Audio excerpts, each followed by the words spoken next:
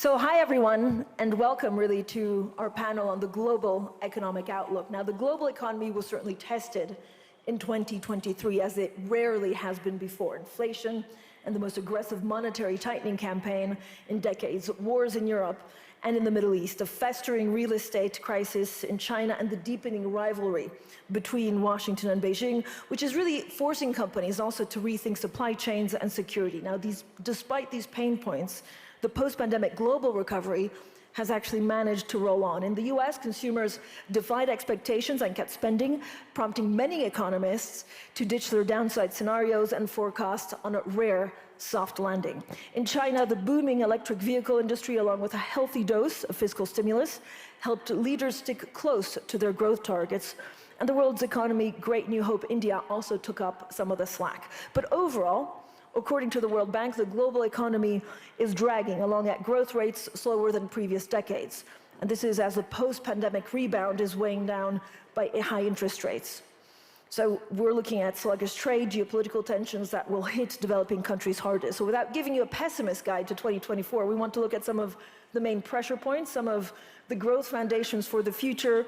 And of course, there are many elections and expectations on future trajectory. For your social media, you can also do hashtag WEF24. So this is our all-star panel: Christine Lagarde, President of the European Central Bank; Christian Lindner, Federal Minister of Finance of Germany; Mohammed El Jaddan, Minister of Finance of Saudi Arabia; President Tharman Shanmugatam, the President of Singapore; Dr. Ngozi Okonjo-Iweala, Director General of the World Trade Organization; and David Rubenstein, co-founder and co-chairman of Carlyle. So thank you all for joining us. Mr. President, let me start off with you.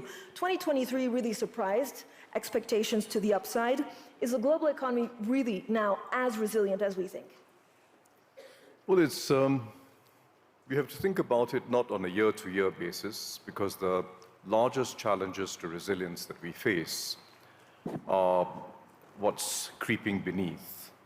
It's the slow-moving changes that threaten us in a far more fundamental way in the years to come. We know what they are. We know what's happening in the shift in the global ecological balance. We know what's happening in terms of the aging of societies, which we are by and large not prepared for. We know what's happening in the gradual drift towards polarization. These are the real threats to resilience and to human security. And I'm not even talking about the wars, including the stupid wars that we see. Thank you so much. Madame Lagarde, can you talk to us about what you saw in 2023 that gives you hope for economies in the future? Well, good morning to everyone first, and thank you for having me on the panel, because I'm a strange panelist, actually, because I cannot talk about the things that I spend 100% of my time on. I'm a central bank president for the European Central Bank. We have a monetary policy meeting coming up on Wednesday and Thursday, and during 1 week before that, I cannot talk about what I do, what I hope for, what the analysis supporting our conclusions is. So, I thought long and hard. And I tried to identify a few of the trends that we have seen in 23 that will have no impact on our decision next week, and what we should sort of anticipate for the future. And I came around to something that I called normalization. That's what we are beginning to see, especially in the end of 23, but towards something that is not going to be normality. So from normalization to non-normality. So what do I mean by that?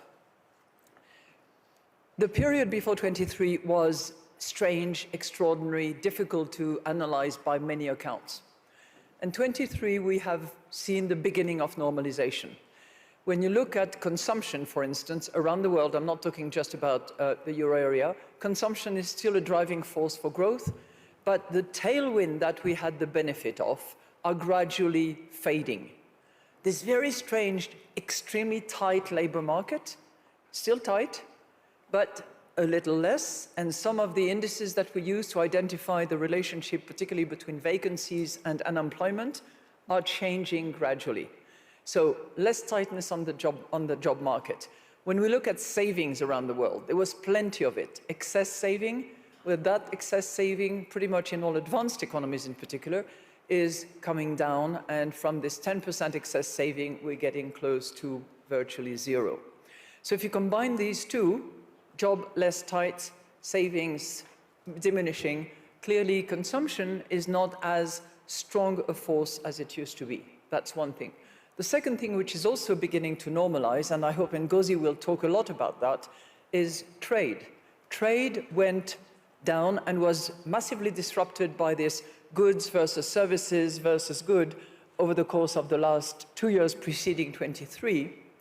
But it is beginning now to really pick up. And in October, we had global trade numbers that for the first time in many months was up.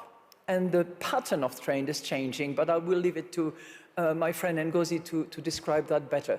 And the third normalization, and I have to say that, is that around the world, not including the euro area, around the world, inflation is coming down. And we have seen it yet again in November, both headline inflation and core inflation. So that's what I call the normalization that we have observed in 23. And maybe you'll give me the floor another time to talk about how it is not normality that we're heading to. We'll certainly will talk about that. Dr. Ngozi, could you talk to us a bit about the resilience that you've seen in global supply chains and trade? Well, thank you. I think Christine has set me up nicely. Let's see if I can move on that. It is true that in 2023, trade was considerably down. Actually, goods trade, we had to revise our forecast down from 1.7% for the year to 0.8%. In the last quarter, as you said, we saw an uptick in the numbers, and trade showed a recovery led by automobiles and components and parts. But all in all, when we look at the first 3 quarters and the last quarter, we still think we'll come in at about the number we projected, or slightly less than that. We had been more optimistic about 2024, and we were forecasting a considerable recovery to 3.3%. So, like Christine said, maybe moving towards normalization, or how you put it, but not normal. Because trade growth is still below trend, is still trending below GDP growth.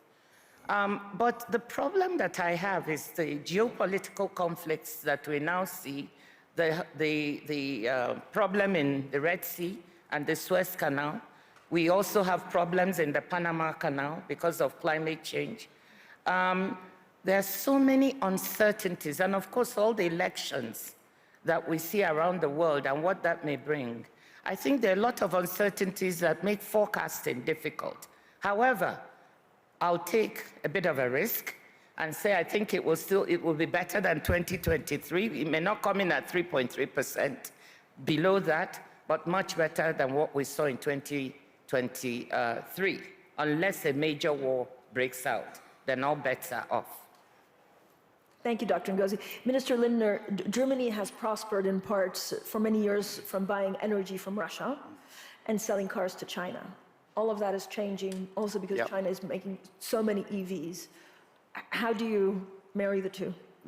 Well, given the historic shocks we have seen the last years, the global economy has shown remarkable resilience, and the German economy has shown resilience as well. Think about the energy situation you have mentioned. We had to reinvent the German energy infrastructure and supply in the last 18 months. And so we have not the growth perspective we are expecting, but our economy has shown this resilience. Looking to what will come over the next years, Christine said, okay, we are in the process of normalization. I would say we are witnessing a new normal, and 2023 marks this new normal. Think about the rise of artificial intelligence we all have discussing here in Davos. Think about the geopolitical tension and the threat of fragmentation we will have to deal with over the next years. The higher debt levels after the pandemic and the energy price hikes, which has shrunk our fiscal space to finance transformation. And given the very little growth perspective of the global economy, we have to answer the question how we will be able in the future to finance transition by the private capital markets and how to fight poverty around the world. So for me, it's not normalization, it is a new normal which we have to be prepared for. And has 2023 given me hope, you asked? I would put it this way, it was a call for action, because we have to rearrange some policies, and probably we see a new need for structural reforms. Probably we are at the beginning of an era of new structural reforms. Minister Al-Jadaan, what do you see as the main risks, compared to maybe the resilience that we saw last year? There are a few things. I think I would just put possibly, from what I've heard, a little bit of context. I think obviously, there are the immediate risks that will be obvious, which is geopolitics, fragmentation, and obviously the debt situation, particularly in low-income countries. And we are talking about them, and we realize that they actually pose risks, but that will add to inflation and monetary tightening. But these are the immediate ones. We need to attend to them. But then I think we need to make sure that we also attend to the medium term. I mean, the projections that we have seen from the World Bank or the IMF clearly suggest that this decade would be the lowest growth potential for the world economy compared to the first decade of this century and the second decade. And yesterday, Ajay Banga said in one of the panels a very nice statement. I will quote him. He said, "These are projections, they are not our destiny. And therefore, we should actually see what can we do to form our destiny by actually changing the way we do things, by adopting policies that will actually fuel growth." These are very important, and again, in relation to low-income countries. Low-income countries are actually coming under a serious crunch of debt, and for them to be able to grow, they need to invest. And for them to invest, we need to restructure their debt and allow them access to money that they can then fuel their own growth, which will help the rest of the world. Thank you so much. David Rubenstein, what do you worry about the most in 2024? There are many things to worry about. Well, I worry about everything, but I would say the most important thing I wanted to convey is that predictions made in January about what's going to happen in the remainder of the year is generally wrong. Last year at this time, here and other forums around the world, people were predicting the U.S. would likely have a hard landing, if not a hard landing, a soft landing, but a soft landing implies very low growth. As it turns out, while the numbers aren't really in yet, the U.S. will have grown probably around 2.5% for 2023, which is much better than anybody really projected at the time. The U.S. has its challenges for sure, but inflation is coming down, and as a result of that, the Federal Reserve is likely to reduce interest rates relatively in the near future. In our country, we have a presidential election. I think everybody probably recognizes that. And as a result, the Federal Reserve wants to get its, its rate cuts out of the way before the presidential election is in full steam. Because if you have rate cuts right before a presidential election, it will be seen as helping the candidate who's in the White House, because it'll gin up the economy, is the theory. And so the Republican nominee would not be happy with that. So the Fed is going to get 3 rate cuts in or more this year, as I expect it will. It will have to get those done relatively in the first quarter, certainly in the first half. So you can expect to see rate cuts. And that will probably drive the U.S. economy. During presidential election years, the U.S. economy generally does pretty well. We tend not to be in recessions in presidential election years because Congress spends a lot of money, and the Fed tends to be relatively easy on monetary policy during presidential election years. The biggest risk for the U.S. economy is the usual risk that everybody has. Are we going to be in a war somewhere, something like that? Is there going to be another pandemic? But it's really like we look in the mirror and the enemy is us, because the biggest risk we really have is the dysfunction of the U.S. government, our inability to pass appropriation bills that fund the government on time, the inability to deal with the debt limit issues on time. Those are the biggest things that worry me, whether at some point the U.S. government just can't get these issues done because of the political problems we have in the country. And as a result, I worry more about that than other things in terms of the U.S. economy going forward. We will have a presidential election year, and almost everything every candidate will say will probably not be true about what will happen in the future, because they probably won't be able to get done what they say they're going to get done, but it'll be interesting to watch.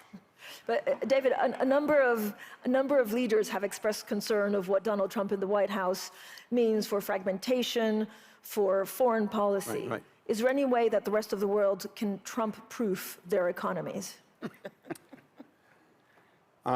If somebody has a way to do that, I think they should patent it and probably sell it to somebody else. But it'd be very difficult to do. Clearly, the biggest political change that occurred in the United States last year also was unpredictable, or unpredicted, I should say.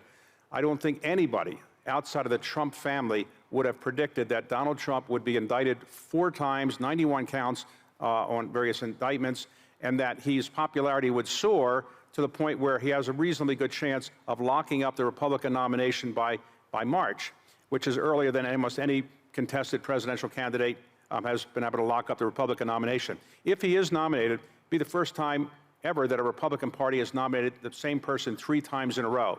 He clearly has a following that many of the analysts missed, and I don't think any of the court cases are likely to change his momentum. So I think people should recognize that he's a serious political force and should not discount the fact that he could well be elected again, despite the fact that many people in Europe, where we are now, are not really his biggest fans. And so I wouldn't rule out his possibly getting elected again. Joe Biden shouldn't be discounted. Obviously, we have 2 older candidates. People have suggested to me that I should run for president, but I say I'm only 74 and you need to be older to run. So, but I do think, to be very serious, it'll be a relatively close election. And the final comment is, in our country, in the last 2 presidential elections, 45 states out of the 50 voted exactly the same way in each of those 2 elections. Only 5 states voted differently. Those 5 states are Arizona, Georgia, Minnesota, Michigan, Pennsylvania, and Wisconsin. Those 5 states are the only ones that voted differently in those 2 elections. Right now, Donald Trump is ahead in all 5 of those states. He lost all 5 of those states last time. Hillary Clinton lost those 5 states as well. Biden won them last time. So everything will get down to those 5 states, and right now, if the election were held today, it would be difficult to see how Trump would lose that election today, but it's a long way away. And the most important thing you can say about presidential elections in our country is things change all the time, and we won't know for sure probably until about a month before the election where it's really going to go. So, Minister Lindner, how should Europe prepare? And again, how difficult is it as a finance minister to look at models? This is for Minister Lindner. How difficult is it to look at models, to forecast, given all the crises, given the elections, and actually you don't really know what you're left with in 12 months? Well, I think we are talking too much about Donald Trump in Europe, and we should prepare ourselves for a possible second term for Donald Trump by fostering our European competitiveness.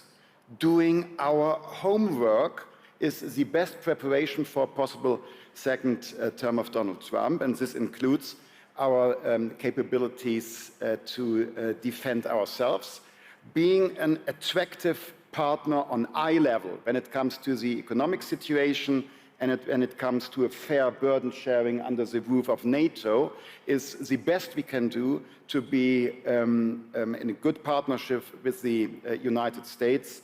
And then it doesn't matter which administration, if we are attractive, if we do not have to ask others because we have capabilities ourselves, it's the best way to cooperate. And this is completely for both possible outcomes of the election in the United States, doing our homework. Madame Lagarde? I'd love to follow up on what Christian is saying. I think the best defense, if that's the way we want to look at it, is attack. And to attack properly, you need to be strong at home.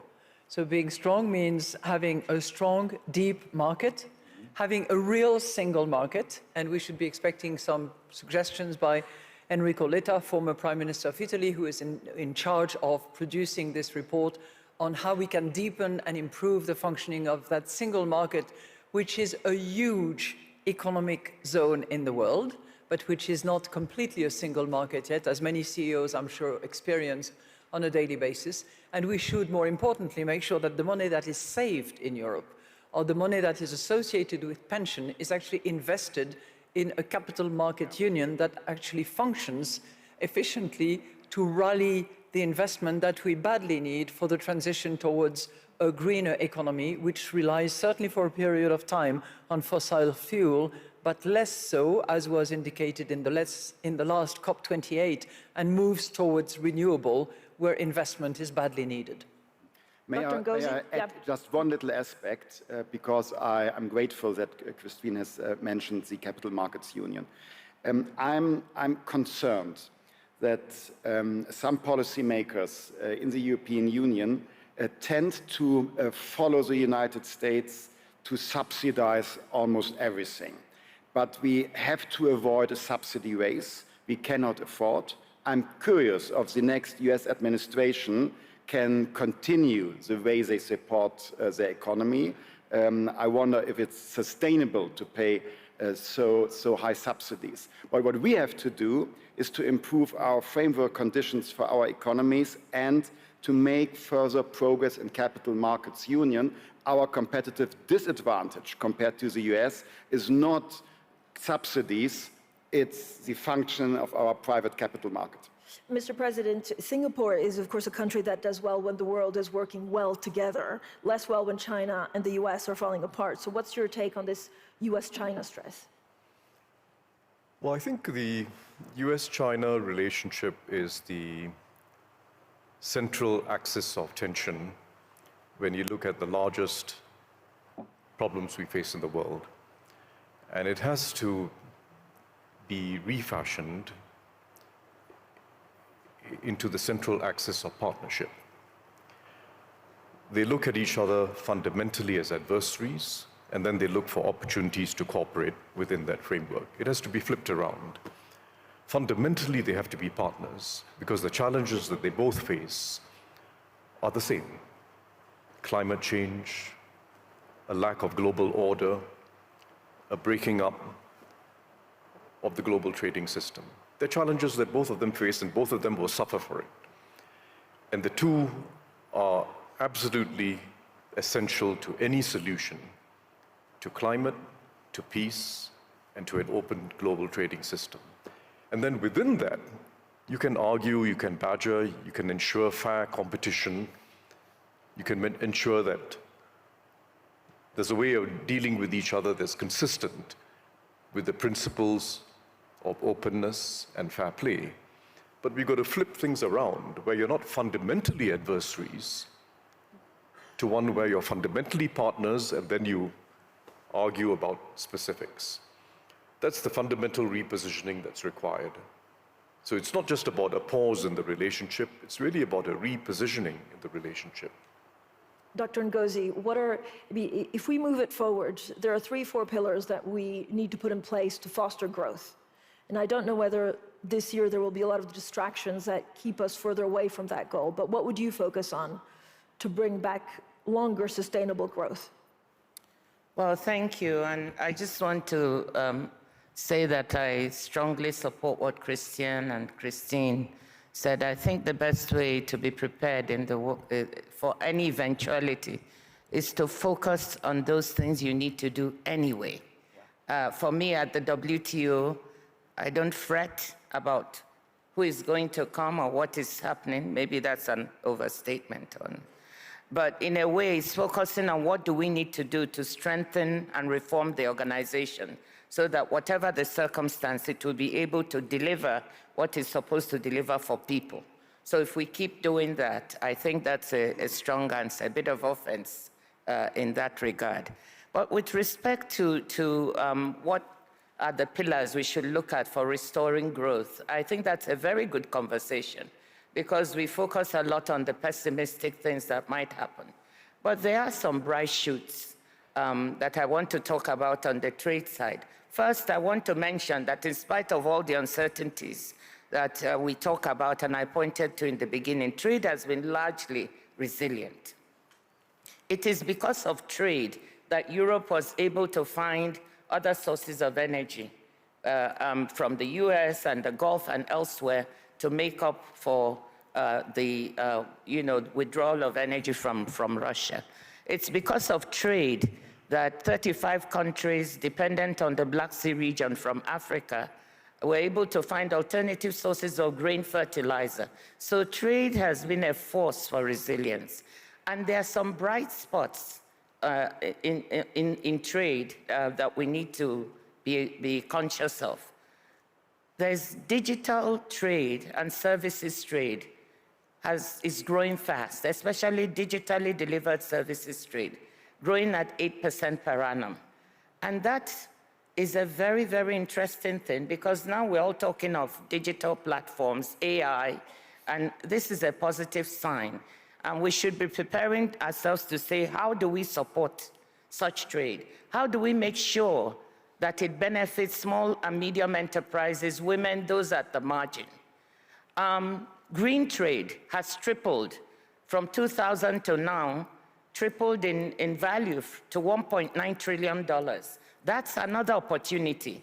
And finally, I want to say that the reshaping of supply chains, I see that as an opportunity and not a challenge.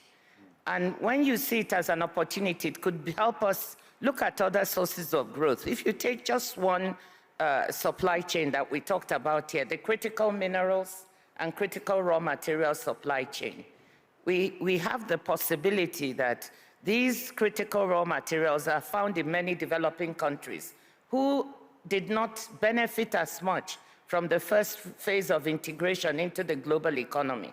There is now a chance to bring them in through developing these supply chains in place, because they have two advantages, not only the raw materials, but also green energy.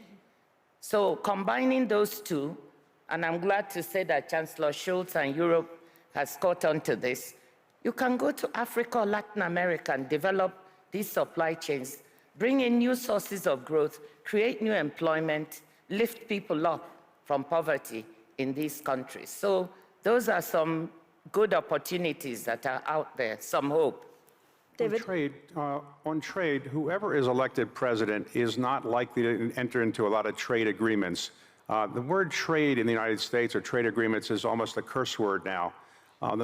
Somebody is in the audience here, Mike Froman, who negotiated the TPP agreement under President Obama. That couldn't even get a vote in the United States Congress, and I don't think any major trade agreement could be approved by our current Congress, and I don't think it's going to change for a while, no matter who the president is, unfortunately, because trade is often seen by certain constituencies in the United States as favoring jobs offshore, and not really not popular at all. Even Hillary Clinton, when she was running for president, was against the TPP, even though it had been negotiated by a Democratic administration in which she had served.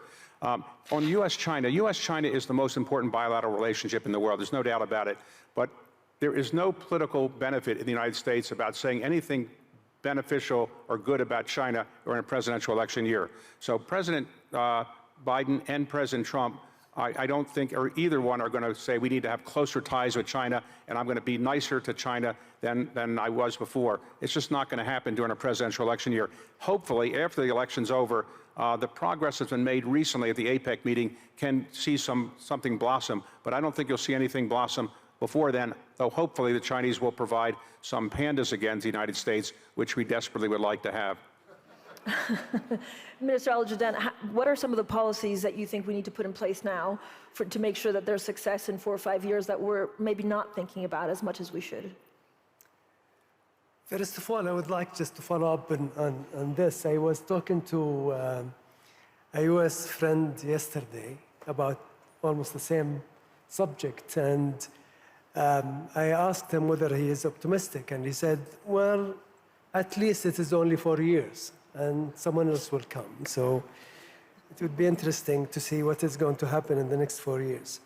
But more seriously, I think what needs to be done is looking at how can you actually mobilize your own resources? How can you do structural reform? I can tell you from experience, and I'm not here really to promote what Saudi is doing, but from experience, what we have done in the last 7 years actually helped us significantly in our resilience to deal with the multiple shocks that we are facing, including what the current situation, geopolitical tension.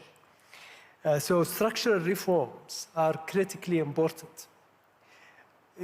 Local revenue mobilization is actually very important for countries. And obviously, the support of multilateral development institutions to catalyze private sector investments in developing nations, and particularly low-income countries, is very critical. Catalyzing that is, I think, will be, and I'm actually very optimistic with the reform that the World Bank is doing, and actually bringing MEGA, IFC, and their own IBRD and IDA together to make sure that they provide that support and catalyze more private investments in low-income countries. I think this is promising, and I would love to see some results actually this year. Mr. President, you worry about something that we're not really talking about, and this is fiscal spending. Are we sowing now the seeds to have an even bigger crisis 4, 5, 6 years from now?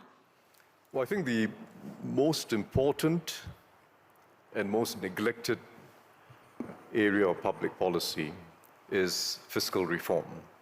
Christian spoke about the already very high debt levels, so we're starting in the wrong place, and we're going to have to address challenges in the future that are going to have to require more fiscal investments.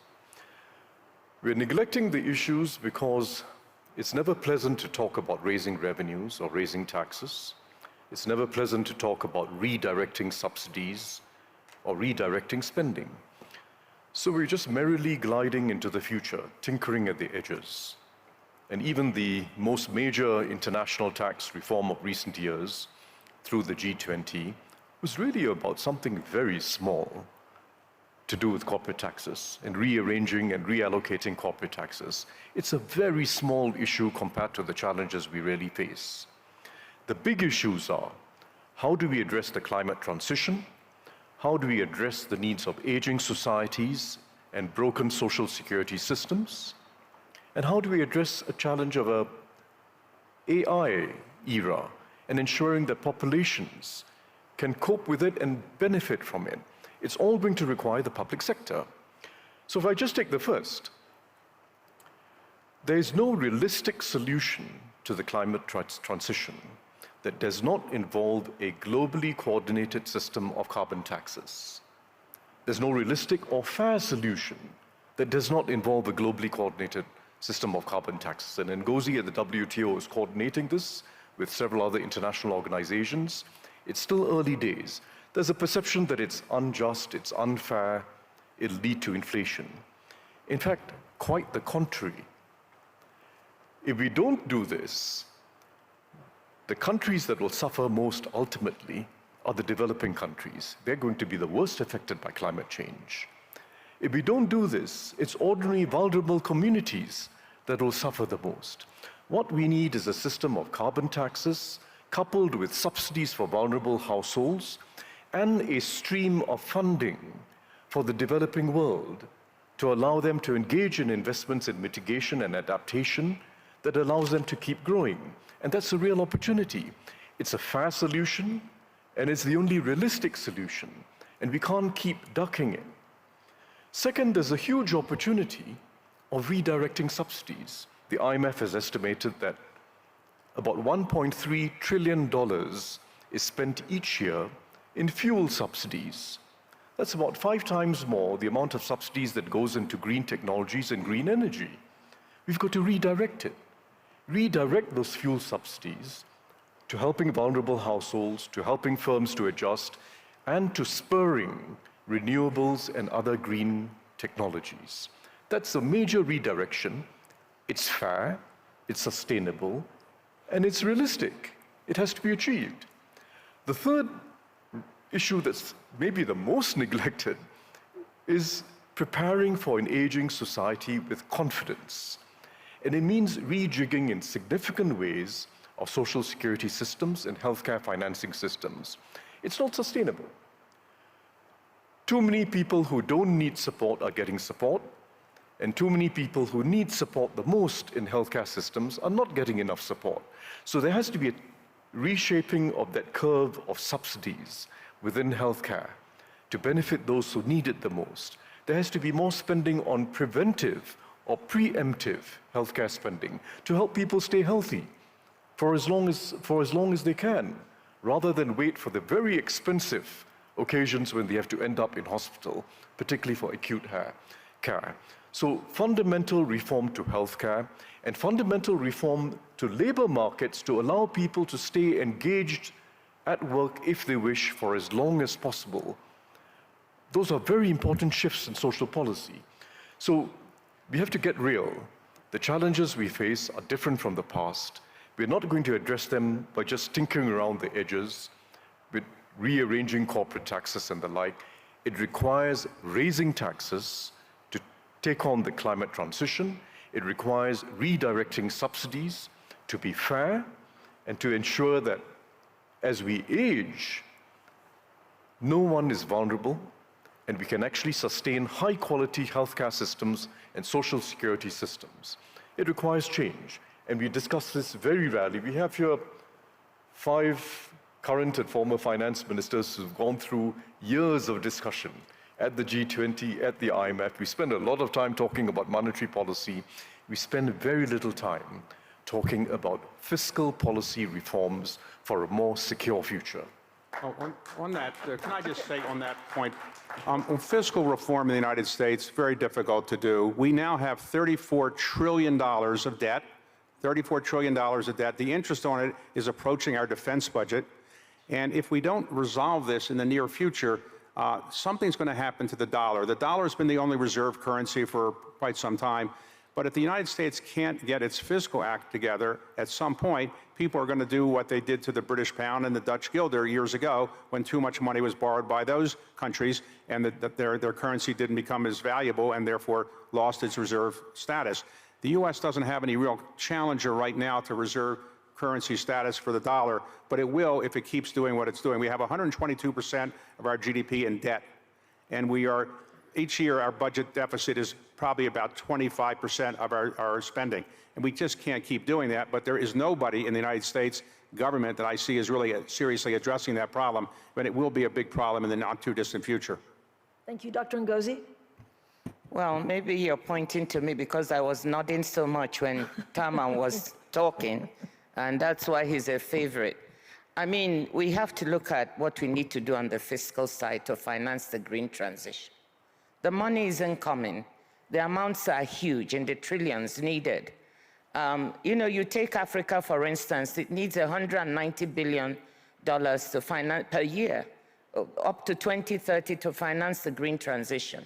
What is it getting now? Minute amounts. How is it going to be raised? So we have to think of sensible things like, how do we raise that money? So that's one. The second is business. They're facing a lot of regulatory fragmentation. There are 73 different carbon taxing and pricing regimes in the world today. They are confused. When they go from one country to the other, they have to think about a different way and a different system. So how do we bring this together? So if we have a common methodology or framework for a global carbon pricing regime, I think that will help. And then we can use some of those resources that would be raised to help finance the green transition in those vulnerable countries that don't have the resources. So that was why I was nodding so vigorously. And I think developing countries need to get behind it. We've now, the international financial institutions have all been working on this in parallel. The IMF, the World Bank, the WTO, the OECD. And finally, we are coming together in one task force to try to see if we can put all our energies together and develop a common methodology or framework. We know that not every country is going to have a carbon price or tax. The US will never do it. They will approach it through regulation and subsidies and other means. But once we have a common framework, we can all measure what we're doing against that. And more importantly, we can transfer some of the resources raised to help finance the green transition. So thank you for raising that, Taman. Yeah. Dr. Ngozi, I know you have to leave in a couple of minutes because you have an important meeting. So a very quick question to you. Why has it been so slow? Is it because we're distracted with other crises? And are you confident that actually all of this is going in the right direction? Well, it's so slow because, I mean, when you talk of raising taxes or prices, it's never a popular subject anywhere. As Taman said, you have so many former present finance ministers on the panel, and we know what this means. It's politically difficult to talk about raising taxes. It's also politically difficult to phase out subsidies. We tried it when I was a finance minister in Nigeria, and we wanted to phase out our subsidies. We went halfway, but it was very politically sensitive. So that is why you don't hear great enthusiasm when you talk about raising taxes or phasing out subsidies. But I think the world, we need to take some hard decisions. You cannot have a situation in which you have $1.2 trillion in fossil fuel subsidies. A lot of it is in developed countries, by the way, not developing. And then we are trying to look for peanuts for a loss and damage fund.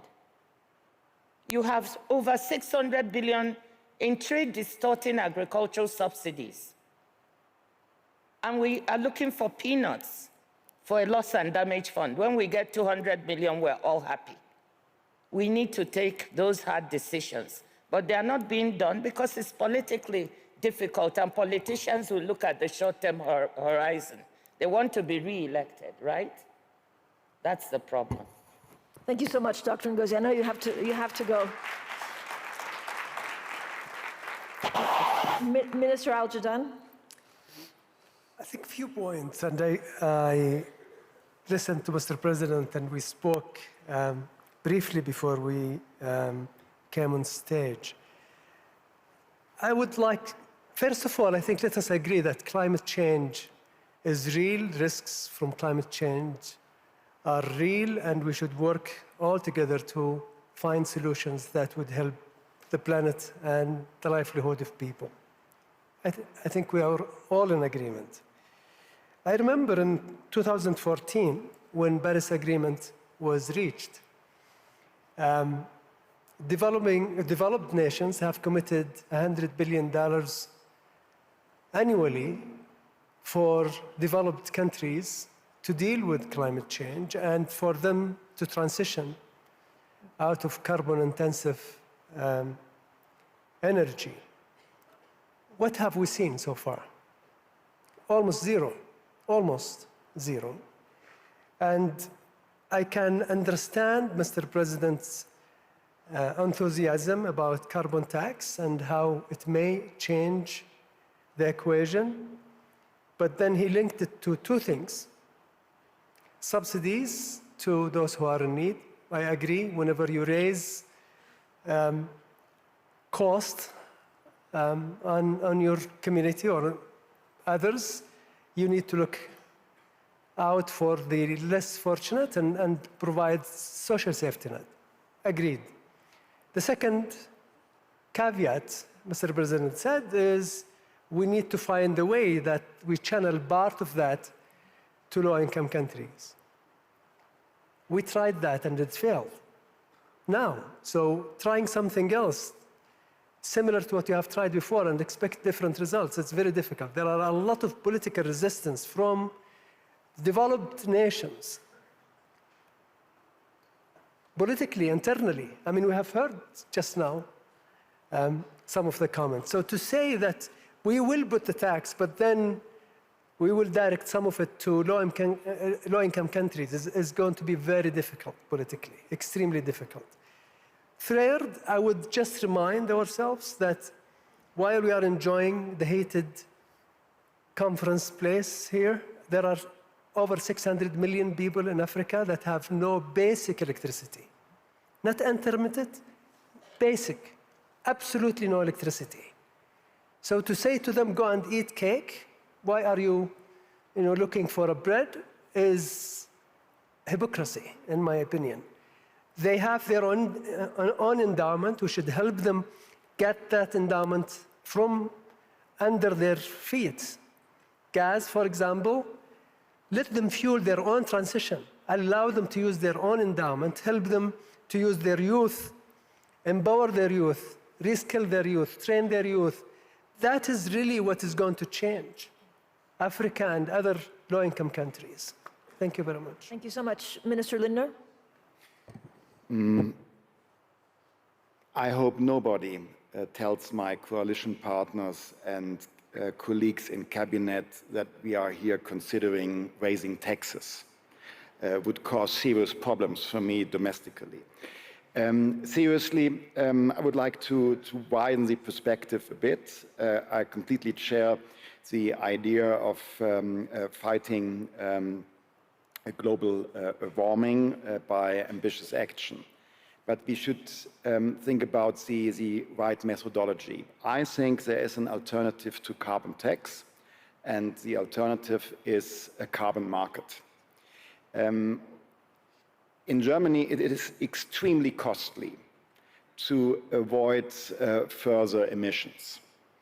And I wonder if the same amount of money we have to spend in Germany would have an even better effect on other places, at other places on the world. For example, to invest in electricity production in Africa with renewable energy as part of a compensation of a German steel industry and for their emissions could have globally a better effect with lower investment. And it doesn't matter where carbon dioxide is emitted, it is a global challenge. So probably we should ask OECD to work on a common framework for a global carbon market, as they did successfully on the global minimum taxation. If I'm allowed to, I would like to add a second remark.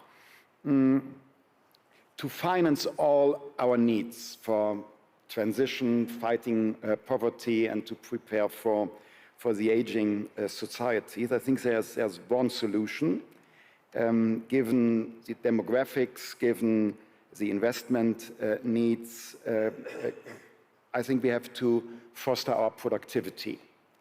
And this is why I'm advocating for structural reforms in the labor markets, in technology, cutting red tape, being more competitive when it comes to corporate taxation. And well, obviously I'm talking about the reform agenda of Germany, but I think others have to face similar challenges. We in Germany, we have to do our homework, and probably we are part of a model because others have similar challenges. We had to solve our debt and deficit issues, which has made me becoming the loneliest minister in cabinet. But we succeeded to solve our debt issues, and now we have to strengthen the supply side. And I know what some of you are thinking. Germany probably is a sick man. Germany is not the sick man. Germany is, after a very successful period since 2012 and these years of crisis, Germany is a tired man after a short night, and the low growth expectations are partly a wake-up call. And now we have a good cup of coffee which means structural reforms, and then we will be continuing to succeed economically. Thank you so much, Minister. We only have 5 minutes left, so I'm going to call on Madame Lagarde, and then David, President and Minister. So thank you very much. I would like to flag a couple of areas where I think there can be hope and there can be trust if we deliver. And I'd like to start with two observations as a follow-up to Tarman. Your point is well taken about taxation, Tarman, but you have in this panel, in the discussion we're having, a good example of how difficult it is. Because tax issues present a huge heterogeneity. Whether you're sitting in one country or the other, you can have a tax burden of 50% of GDP or 10% of GDP, and you're starting from a completely different picture. So that should be taken into account. Second, there are currently instruments that have been laboriously negotiated at the OECD level to put in place those two pillars, one that institutes a minimum corporate taxation, and the other one that proposes to allocate profits of large corporates around the world on the basis of where the activity is generated. These agreements have been approved at the OECD level. They just need to be ratified. So it's there. Let's get on with it and move, because otherwise we will move to more fragmentation of tax, and we are seeing it with the carbon tax border adjustment here and there. And that would be more cacophony added to the risk that we see. And that takes me to my second area where I think there is hope if we, I'm sorry that Ngozi had to go because it touches on trade. Everybody will agree, no matter how much we talk about deglobalization, that globalization had massive positive impact in pulling people out of poverty, hundreds of millions. If we listen to Ajay Banga from the World Bank, this virtuous path on which we were heading is now at best stable, at worst declining. More poverty than less poverty. Well, if we look at trade and the decoupling or the de-risking, however we want to call it, it implies two things.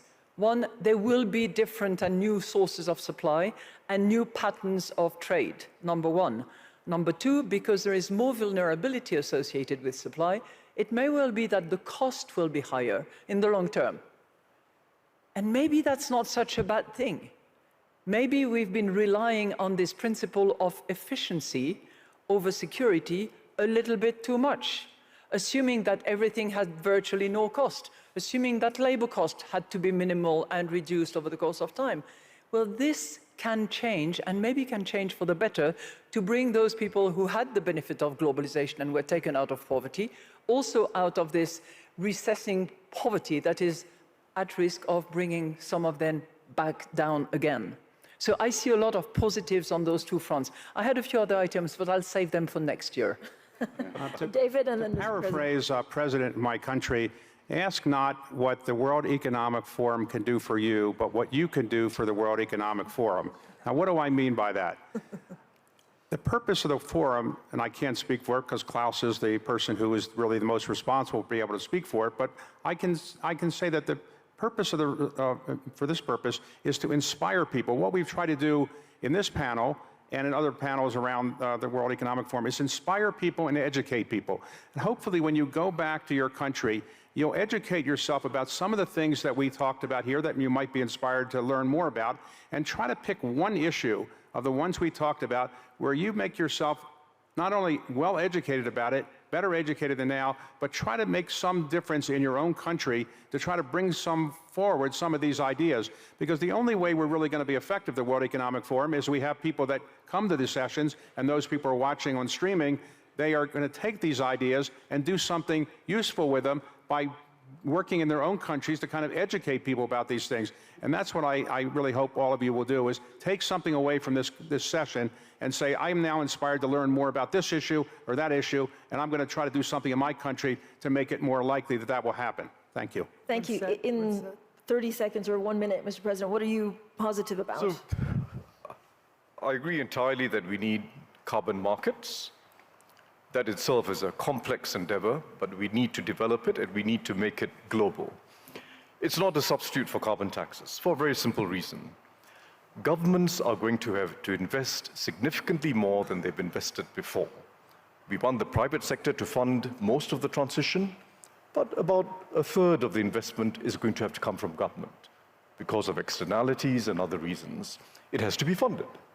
It has to be funded. And we can't, there's no magical thinking here. Funding requires taxes of one form or another. The alternative is more and more borrowing, which Christian will be the first to agree, is not sustainable. So let's not duck the issue. Our real challenge is political. It is unpopular to raise any taxes. You have to design taxes together with subsidies so as to make it acceptable and fair. And that's the task of finance ministers. And we've got to coordinate this as much as possible globally so there are no leakages. Design taxes and subsidies so that we can get ahead on this, invest at a higher level, and make it fair for ordinary people. The developing world, I quite agree with both Al-Jadaan and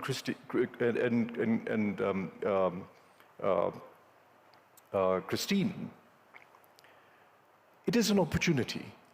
We have the opportunity, in fact, of growing green energy-powered industry in parts of the world which have lots of sun and wind. We have the opportunity of shaping growth strategies that are sustainable, but it's going to require investment. It's going to require support from the advanced world, going to require a much enhanced role for the international financial institutions. We can achieve it. So all I'm saying at the end of the day is our political antennae have gotten too short. We're all looking at the next elections in a whole range of countries, and the consequence if we carry on that way is going to be much more pain in future and a much higher hurdle that future politicians will need to cross. So let's start moving now, phase things in realistically, make sure that it's fair and just, and avoid piling up a large problem for the future. Thank you so much, Mr. President. You got the optimistic guide to 2024 and the pessimistic guide to 2024 and beyond. Thank you so much to all of our panelists. And I would love if the audience could also stay in their seats, also the panelists, because it's my great pleasure to welcome on the stage the President of the World Economic Forum, Borge Brende, for the closing remarks of this 54th World Economic Forum.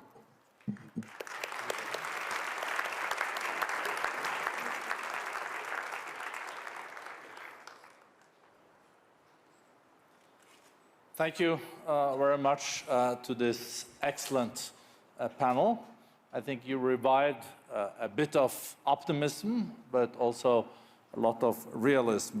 I remember when as a young student in economics, it was said that if you bring 5 economists in the same room, there would be 8 different opinions. I think we could get some real consensus takeaway from this panel, especially when it comes to rebuilding trust. And that is also the theme of this annual meeting.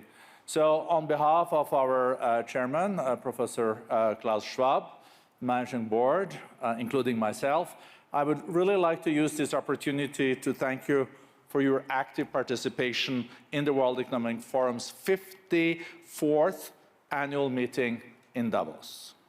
This year's meeting came at a critical and complex moment, not only for the world, but for each person in it, something that was also alluded by the panel, also underlining the importance of inclusion.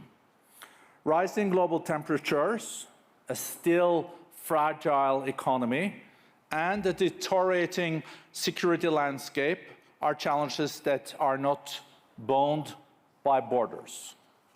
They affect us all.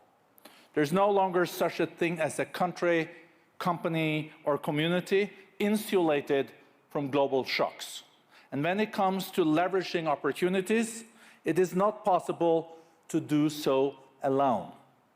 Yet, we know the foundation of cooperation, trust, has been eroding in recent years, which is why this week's meeting on rebuilding trust has been so important. Leaders from around the world, from the public and private sectors, and from across generations gathered to show what can be achieved by working together. And I'm really heartened to see the impact.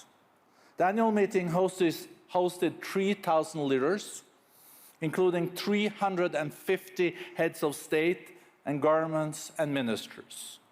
The presence of top government leaders alongside major CEOs across all industries fostered a new spirit of solidarity and cooperation, even among those with differing perspectives. It enabled the forum to continue its tradition of providing a space for diplomacy. More than 80 national security advisors from governments and international organizations met in Davos ahead of the meeting to advance a blueprint for peace, and world leaders voiced their support for President Zelensky and Ukraine. We hosted leaders from across the Middle East with the aim of supporting efforts to lower tensions and advance a path to peace. The forum's Friends of the African Continental Free Trade Area launched the first ever private sector action plan. We convened leaders from the Western Balkans and the EU who reiterated their commitment to a common European future underpinned by regional growth and stability. And the Humanitarian and Resilience Investing Initiative announced over 50 commitments that will boost impact investment and could unlock over 15 billion in frontier markets. The meeting focused on reviving the growth needed to strengthen our economies and societies. The Future of Growth initiative, supported by a new framework that looks beyond GDP growth, will be a 2-year campaign to help policymakers and economists share new ideas and best practices to balance growth with innovation, inclusion, sustainability, and resilience goals.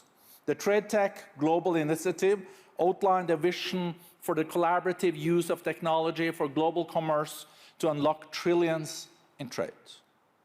New insights on the future of global fintech chartered a path to resilient and inclusive growth in the industry. And the Future of Industrial Strategies initiative shed light on the opportunities for companies and governments to co-create the next generation of industrial strategies. Participants made significant progress on climate action, nature protection, and energy transition.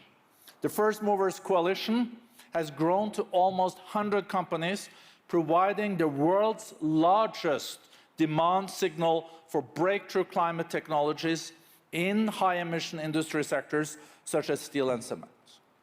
And the World Economic Forum's Trillion Trees platform, that I know many of you are very committed to, announced over 100 companies pledging to conserve, restore, and grow 12 billion trees. The forum launched a network to mobilize clean energy investment for the Global South to help unlock an estimated 3 trillion needed for the energy transition. The Global Plastic Action Partnership welcomed Colombia and the Philippines, bringing the network of national action partnerships to 14. Technology, and particularly AI, was top of mind, and participants proposed balancing innovation and protection to ensure responsible development. The AI Governance Alliance announced a new global effort to increase AI access. The Center for the Fourth Industrial Revolution that we have created expanded with new centers in Germany, Vietnam, and Qatar, and intends, amongst others, to launch also now a center in Ukraine, in Kiev. Uplink raised 43 million in funding to help early-stage impact entrepreneurs scale their people and planet-focused ventures. And the Global Collaboration Village, that I hope you all visited, demonstrated the potential of next-generation technology to drive inclusion and sustainability. None of these developments can be advanced without investments in people and equitable opportunities. The Reskilling Revolution initiative announced that it has reached more than 680 million people with opportunities for improving education skills and job opportunities. And the Philippines, Vietnam, and Qatar have joined a growing network of 20 country accelerators focusing on human capital investments. The forum launched a new global gender parity sprint to accelerate economic parity by 2030, engaging 5 industries and 15 country accelerators. The Edison Alliance announced it has improved the lives of 784 million people through 320 initiatives across 127 countries on closing the digital divide. And the Global Alliance for Women's Health announced 42 organizations and have pledged 55 million to improve women's health and outcomes worldwide. And now I have cut 3 pages on the list here of other initiatives. I think the reason why I'm mentioning all this is showing that our annual meeting is also about impact and it's also about walking the talk. And I'm really proud of what we have achieved in Davos in just a week. It is a proof that cooperation can deliver results. Now is the time, as we look a year ahead, to scale this progress. I look forward to seeing the forum continue to work with all of you on these initiatives throughout the year, so that when we meet again a year from now, we will have made measurable progress on advancing our economic, environmental, and security priorities. At the end, I would also like to thank those that have worked so hard on making this annual meeting a reality. And a special thank to my colleague, Marek Dusek, that is in charge of the annual meeting, and his team doing the programming and the events. Really a big, big thank you.